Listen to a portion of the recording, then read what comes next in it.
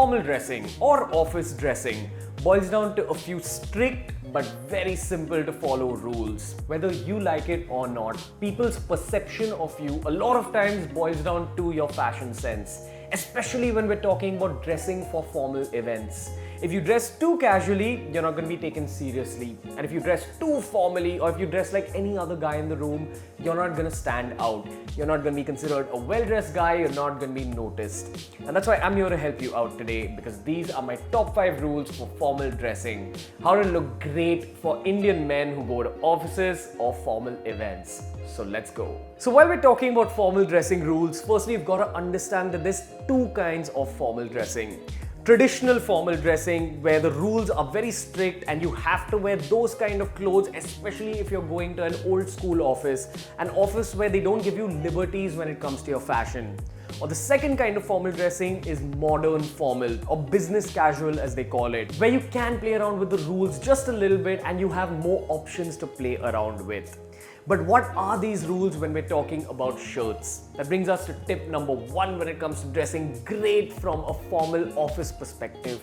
If your office is super old school and you have to follow the traditional rules, this is what you need to follow.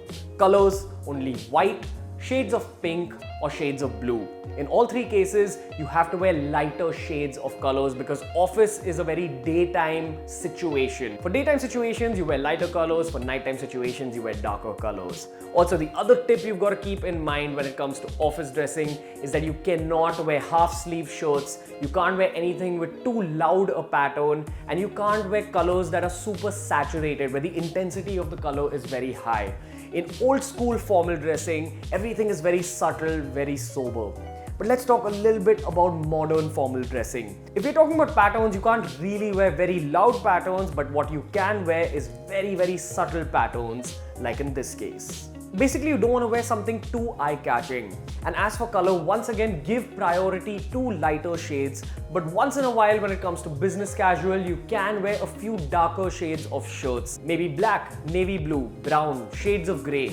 All of these count as modern formal shirts. But very importantly, you've got to keep in mind that these kind of rules mostly apply to new age offices, or if you're going for some kind of a formal party. These are very modern formal rules that may not apply to your office. So only follow the modern formal rules if your office or your formal environment allows it. And this is also where we can move on to tip number 2. Rule number 2, we're talking about pants. Once again, the ground rules are that you have to be very strict with your color selection. We're talking black, charcoal grey, navy blue, and some shades of brown, like super light tan that you can wear maybe with white or blue shirts.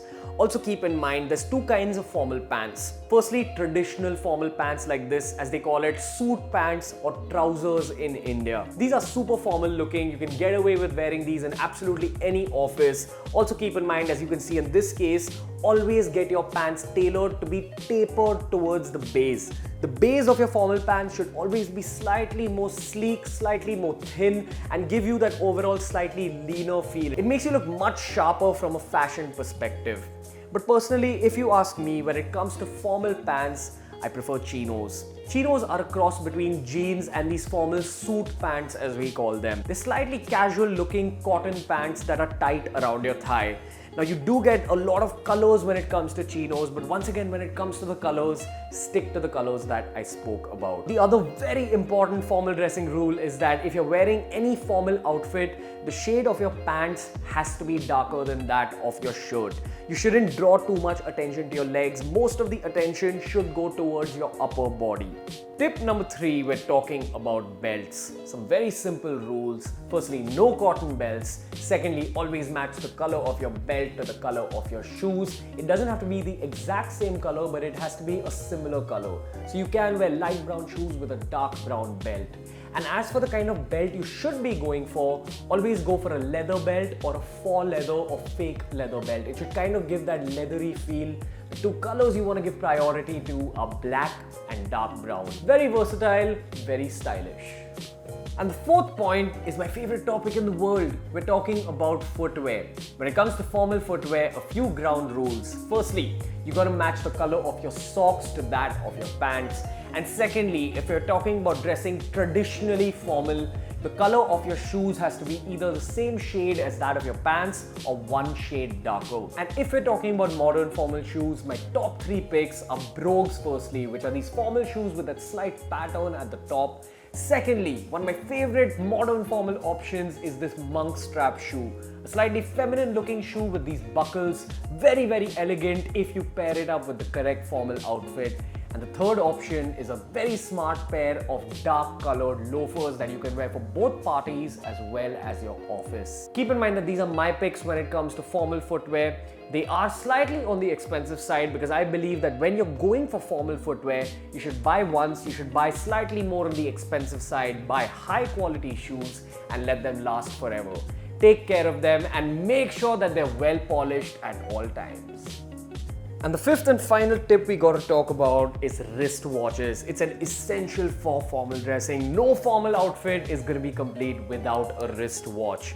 The watch that I prefer when it comes to formal dressing is always a good quality metallic watch like this one. It's kind of a power symbol, especially when you go in for meetings or super formal events. It also counts as traditional formal dressing. But while we're talking about slightly more modern formal dressing, you can afford to wear slightly leathery looking straps when it comes to watches. You can wear slightly thinner dials. Just remember, the ground rule when it comes to formal watches is that you can't wear digital watches, you can't wear very thick and big and eye-catching dials, and you can't wear a watch where the strap has patterns like in this case. Either way guys, that covers almost every single aspect of formal dressing. If you follow these tips, you'll be the best dressed guy at your office or at that formal party.